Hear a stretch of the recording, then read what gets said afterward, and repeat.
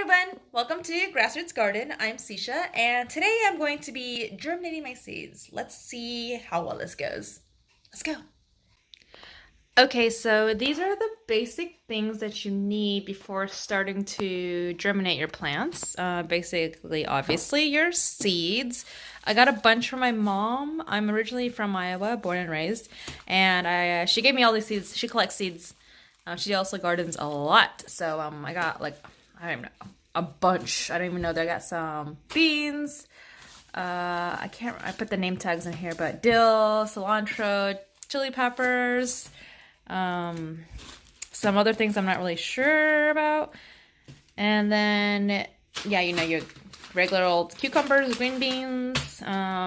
Burpee's a good brand, but wherever is fine. And then some saran wrap or cling wrap, and then a Ziploc bag, a marker or pen, something to label, and a spray bottle. So the first thing that we're gonna do is pick out the seeds that you want to germinate first. Okay, so I'm going to do 6 bags and put 3 or 4 seeds in each bag. That should be fine because they're going to be individually wrapped in cling wrap, so that you don't have to worry about them getting tangled.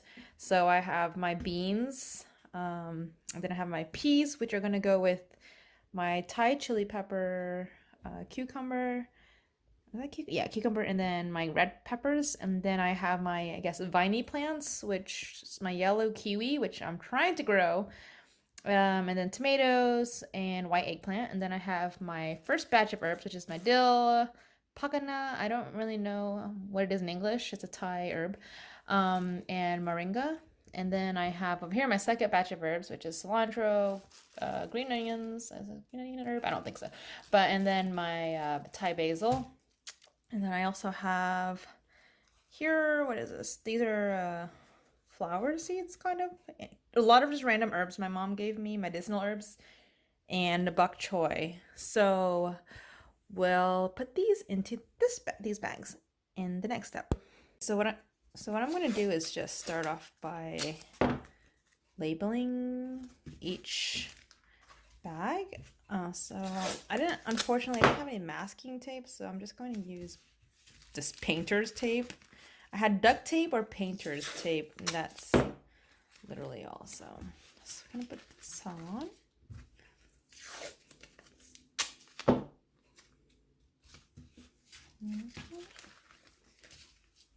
This 5.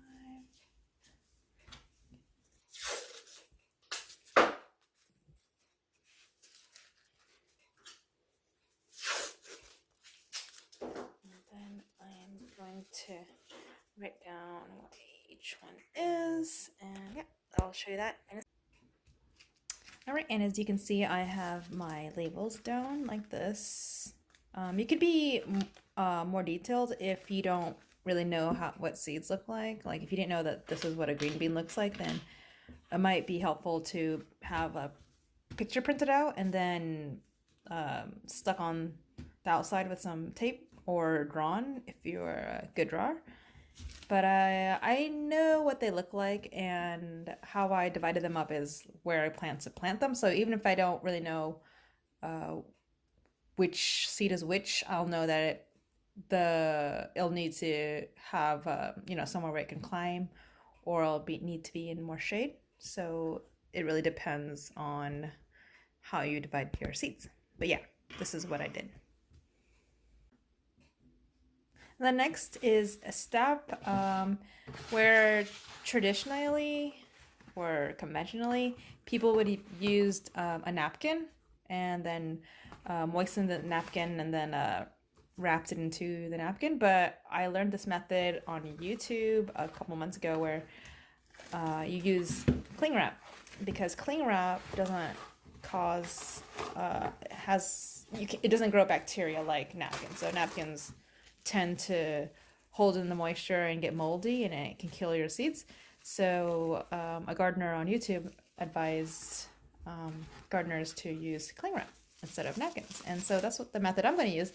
And this is actually the first time I'm using it, so hopefully it works out. So I'm going to tear up a bunch, so I'm gonna stop that here and then start again.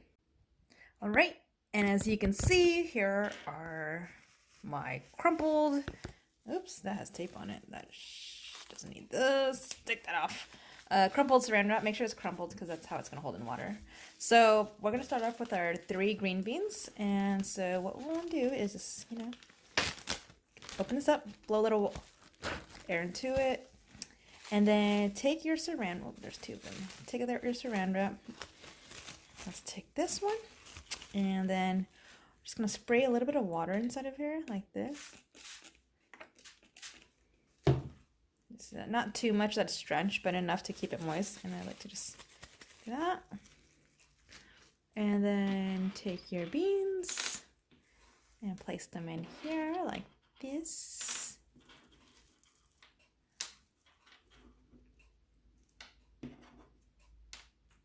And then just a little bit of water, a little bit more. And then you just want to put them in here like that, just a little bit. Not too tight and not too just like reckless, just like that. Kind of like I don't know.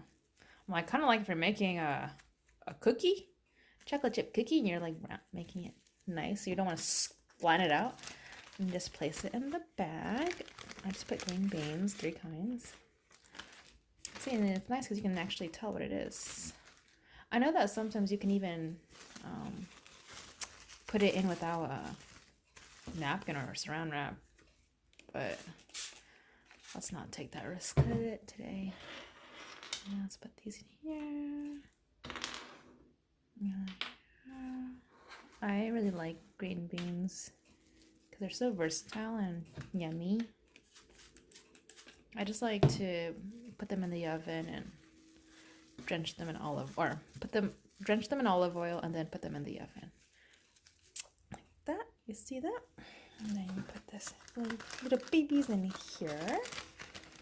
Like that. And then the last one. Let's just go. And then in here.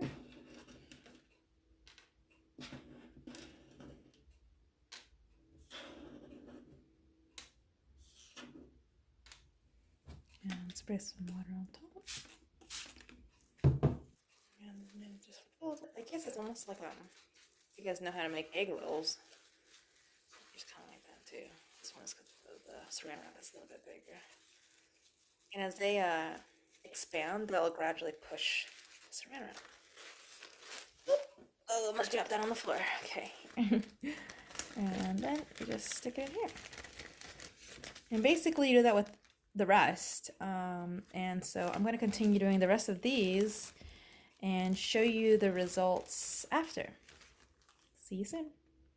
Okay, I had to turn on my light because it got a little bit dark outside. It's really cloudy today. So I finished the germination. So as you can tell, I put them all neatly and nicely into each bag. What's nice with saran wrap or cling wrap is that you can see the seeds also, so you can see them doing their little magic. Make sure you leave a little bit of air. Make sure it's not super like airtight, and not too much air, but just like enough, like a little poof, like blow into the bag once. Yeah, and then so in 2 weeks we will check on these, and hopefully there will be some little sprouts coming out.